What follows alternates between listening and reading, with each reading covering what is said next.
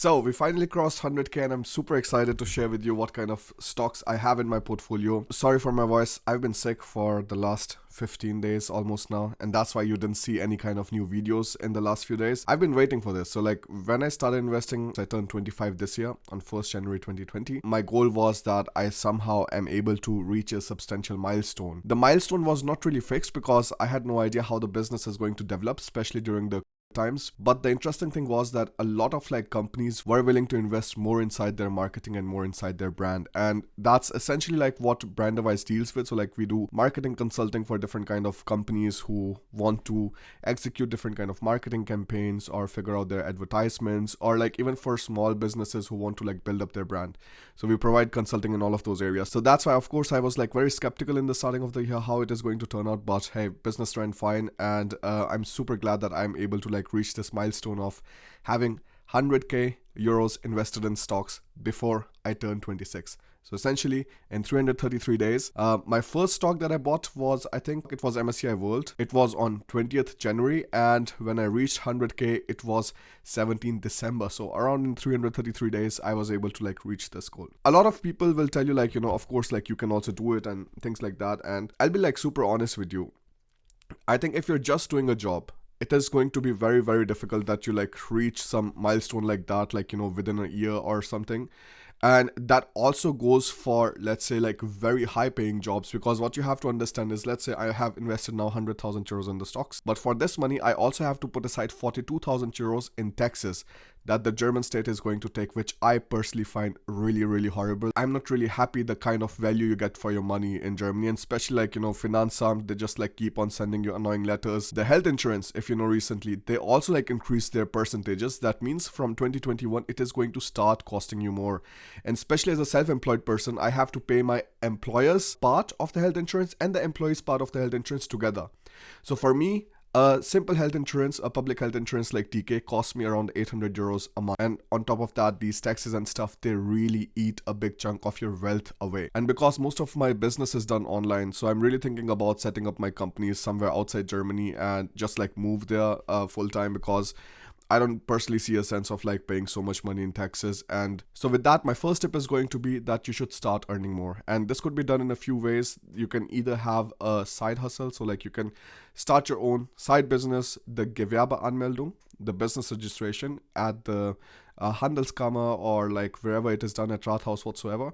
It takes just 5 minutes, and it takes, let's say, 10 or 20 euros to like register yourself as a sole proprietor, as a single trader or single entrepreneur. There are a lot of like different kind of terms for that, but the most literally translated version of this is going to be that you're a sole proprietor. That just takes 5 minutes. Do the Gewerbeanmeldung or business registration and you're set, because then you can start earning money on the side without having any kind of, let's say, drama with the Finanzamt and taxes and things like that, because they really take a look. If you earn more than 256 euros, I think, in a year with self-employed activities, that means you're writing a blog or something, you're earning money via referrals and stuff like that, they are going to like, come to you and you will face problems. That's why if you're like already planning on doing something like that, do the business registration, start earning some money on the side and start saving it and also investing it. So from that, we come to the tip 2. Everybody who tells you that, you should just save money, that is only like one part of the story. And most people give you this advice because this is an advice which is applicable to everybody. But only saving more money is not going to get you anywhere. You have to save more money, and you have to invest that money, and you have to earn more money. There are like 3 different parts of this particular equation in how you can like build your wealth. The third very important tip that I can give you is always invest in yourself. I was very lucky because I had a very supportive partner. Well, she's not that supportive when I tell her about like saving money all the time. Like she gets annoyed a bit, but in general, like she has been very supportive of me, like, buying some kind of like new camera at the time when I was a student, and this entire YouTube thing felt like, this is just a sham. I don't know like if it is going to work out or not. Alina was very supportive there at that time, and I'm really happy for that. Invest in books. Get some really nice books from Amazon. The first thing that I always recommend you to start with is Rich Dad Poor Dad.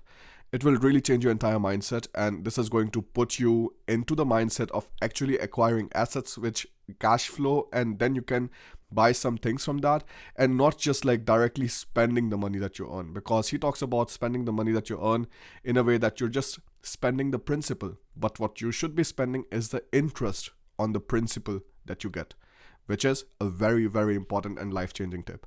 So that's why if I've invested 100k in stocks, whatever dividends I get, so dividends what I'm getting right now is around 244 euros a month, because not all of the money is invested in dividend paying stocks.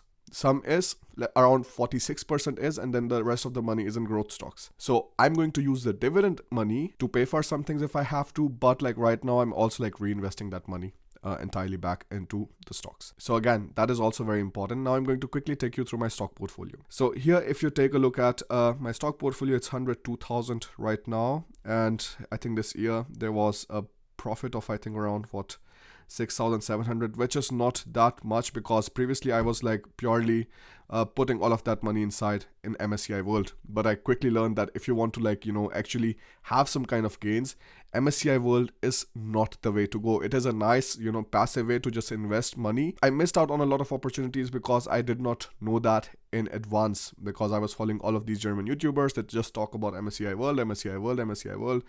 And if you think about it, like if you're an active trader or if you're an active investor, you have more money lying around, then you should really think about also putting that money inside some growth stocks, which give you a lot better returns than MSCI World. But again, like you have to read a lot more about it. So that's why for most passive investors, MSCI World is just fine. So my first holding and the biggest one is Tesla.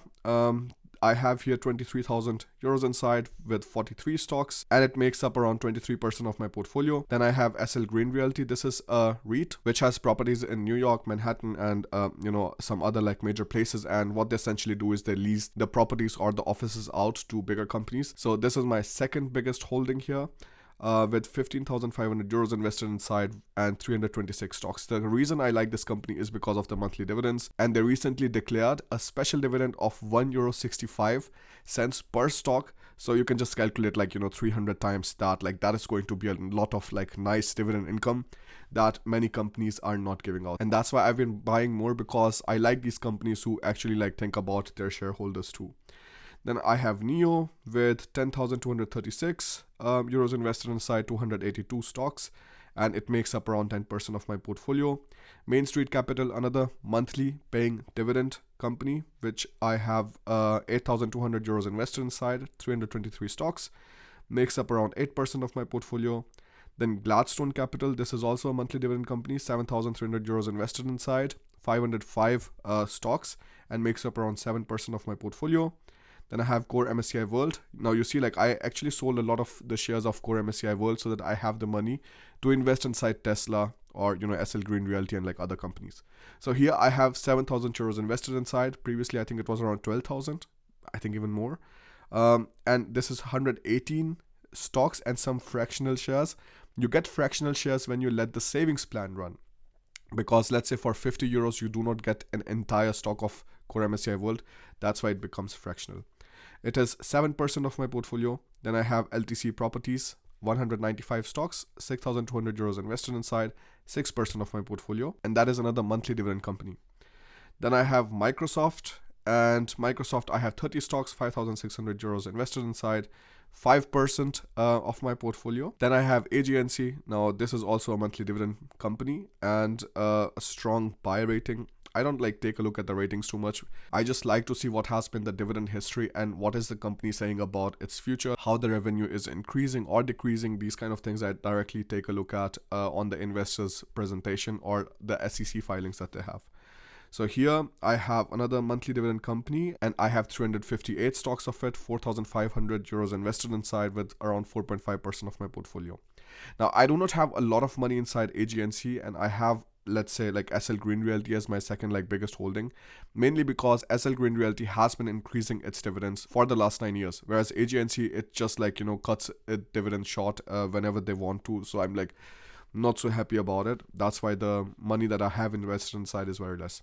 Enphase Energy, a renewable energy company, 29 stocks with 4,100 euros invested inside, 4% of my portfolio. Square, I have 2,900 euros invested inside, 16 stocks, makes up around 3% of my portfolio. Gladstone Capital, 402 stocks, 2,800 euros invested inside, and makes up around 2.8% of my portfolio.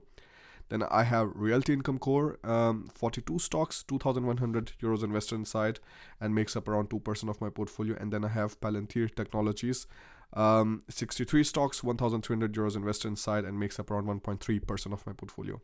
Now with Palantir, I was just like, putting it as a more skeptical investment. If it works out, great. If it doesn't work out, I'm not so worried about the money that gets lost with that. So that was my 100k plus portfolio for you. Now, what you have to remember is like I could have spent this like 100,000 euros in a lot of different ways. Like my really big dream was to have a boat. Like I really wanted to buy a boat this summer. But I was like, what makes more sense? Buying a boat, which I like use a few times in the summer, and then like it just lies at the harbor for most of the year. And the main reason is, again, we live on an island. So of course it is nice to have a boat to just like, go in the middle of the sea and just watch the sunset, or like, do some fishing whatsoever. You can do a lot of different things. But again, the boat would have depreciated in value like crazy. And I was just thinking like, I have to be smart. Of course, like having a boat and everything like sounds like a good idea. Or let's say like I could use this money to have at least like down payments of like 5 different kind of real estate properties. I also did not want that. So I'm like not a huge fan of real estate, especially in Germany, because the prices are crazy. It's like overpriced.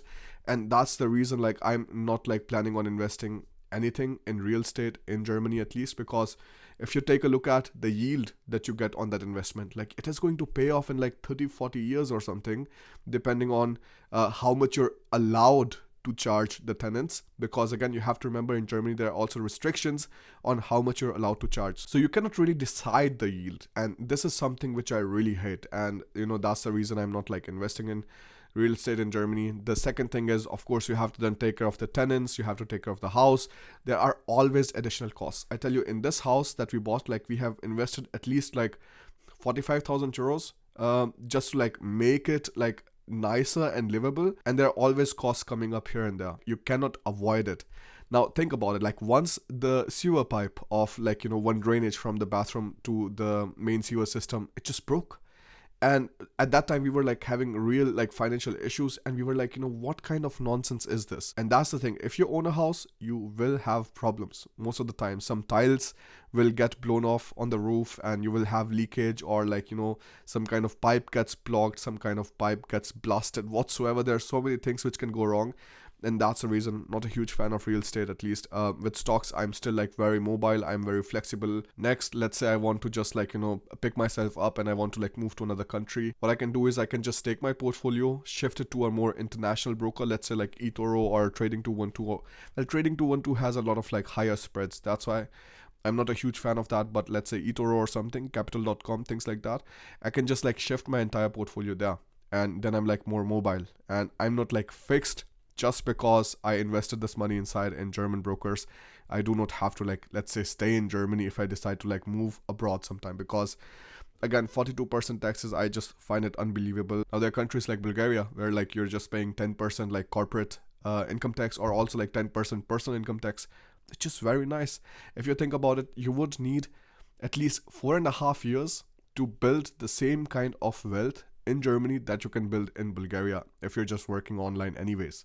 So like this really is a thing that I'm playing with, and I have a few consultation calls with different kind of lawyers and tax consultants who are actually specialized in this, and calling with them costs around like anywhere from 250 euros for 30 minutes to just like 700 euros for an hour. And it is money well invested, because again, you cannot be sure that every single person you call is going to give you some nice information. Like, of course, you try to do your research, but the actual call can still go different. But even if one of those calls really help you understand how the things run and where you should go, that is money well invested, because you have to think about this money as the future value.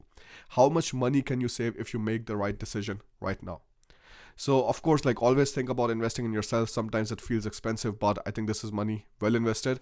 I also offer appointments if you're thinking about doing some kind of financial planning, like understanding your own finances better, or like figuring out some ways how you can maybe save more money, and maybe like what kind of places you should invest in if you want to learn investing, things like that, in the link given in description. That is pretty much it. If you want to learn more about the story, or like any kind of other questions you have other than like, stock investing and stuff, you can also let me know in the comment section below, because what you see in stocks This is the final result, but all of the work happens in the back end. That's why I'm like so bullish about also having business videos on this channel, because this will help you understand what kind of opportunities are in front of you. Because I tell you one thing for sure, only from a job, you're not going to get rich. You're not going to accumulate your wealth, because normal income and dividend income is taxed differently. If you have a company, you get the dividends out from that company, from your own company. That is taxed at around 25% plus Solidaritätszuschlag. So this comes at 26.375%. But if you're making the same kind of money via income, you're taxed at 42% or 45%. And this is the reason, like, first of all, anyways, the taxes are different. And the second thing is you're able to scale.